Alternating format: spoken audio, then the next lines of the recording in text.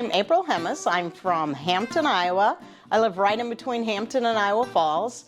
I farm my family's Century Farm. It's been in my family almost 125 years. And I'm the farmer. My husband doesn't farm at all. He works in town, pays for my health insurance, and loves what he does, and I love what I do. So it's around 1,000-acre farm. Under that, for tillable acres, and I do all the work myself. I have a little bit of help in the summer from some high school kids that come pick up rocks and do chores and things like that, and then get a little bit of help in the combining corn in the fall when the guy that helps me isn't working. So corn, soybeans. Used to have a cow-calf herd. When I came home in 1985, I farrowed to finish, and that's how I really got going on the farm. But after that, now it's just crops. I've always loved the farm, and I always knew I wanted to farm.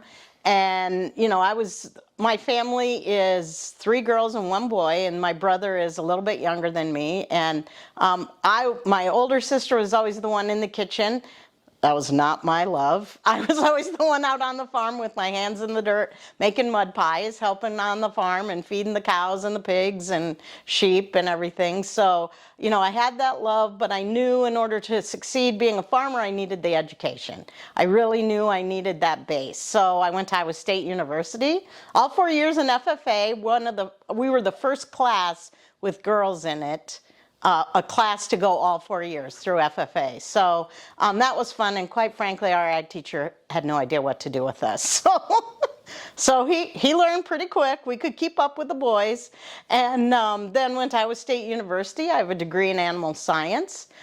Did a lot of jobs. I graduated right at the beginning of the farm crisis. So I went to work at a bank, then worked at the Iowa Swine Testing Station for performance testing in Ames, and then got a phone call, hey, we'd really like you to interview for a representative in Washington, D.C. You can talk good, you can talk to people. So interviewed, got the job, off to D.C. I went, where I quickly found out I did not want to wear a dress and dress up all day long. I mean, I loved it. My goal, I always wanted to get into international agriculture. And I thought, well, that's one way to do it. But quickly found out that I just wanted to be outside. I really wanted to be back on the farm. So I called my dad and I said, I'm coming home. And he said, no, you're not. And it was my grandfather who said, if that girl wants to come home on the farm, she's coming home. So home I came, bought a bunch of sows and started to farrow to finish, and then worked for the farm. I worked for the farm for the feed to feed my livestock, and then quickly, you know, started managing the whole farm. I do use cover crops on my porous ground, which is really hilly. Yes, I use cover crops on that every other year. I haven't got brave enough to do it before corn, but I'll do it before it goes into soybeans when the corn's standing. Never did I ever think you could drop seeds out of an airplane and they would grow in August. But even last year when it was so dry, I still have the cover crops coming up. So that has been, I think, with these drought years, that is really what has helped that soil perform. You know, it's keeping the moisture there, it's making that soil healthier. I also have a very diverse stream that goes through there, and it makes that water cleaner going into the stream. Probably one of the most rewarding was, well, starting Iowa Women in Ag was great, being asked to be on that, and then going to Uganda and working with women there. I got to go 2 times. It was through Iowa State University and USAID, and they had a program. It was called Farmer to Farmer, and we worked with women farmers over there. What an eye-opening experience, and so rewarding. You know, it was unbelievable how rewarding it is. And then, so there was my caveat into international agriculture.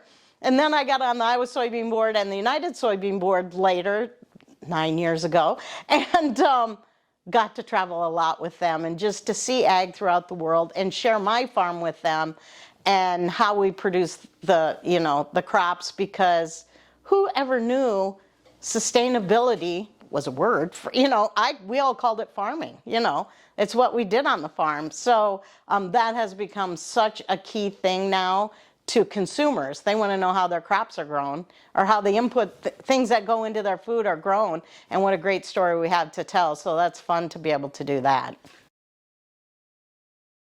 My laughter, just to have fun, you know. Life, that's why I do combine karaoke. I mean, I'll get it. Other farmers will go, why do you do that? And I go, to show people we have fun, you know. It's really amazing because I'm not the best farmer in the world. I mean, I have a lot of eyes on me, I know that, and I try to do what I think is best for the land. So just to be recognized by peers is so rewarding. It's unbelievable. And the person who nominated me, Calvin Leibold, I just got a note from him, and he's retiring this year from Extension after over 40 years. And I got a note, and he goes, I can't put into words how you've helped me through my career. And to hear that, you go, but you've helped me, you know. So it's just things like that. It's, you know, it's amazing just to be noticed for what you love doing. Life doesn't get much better than that.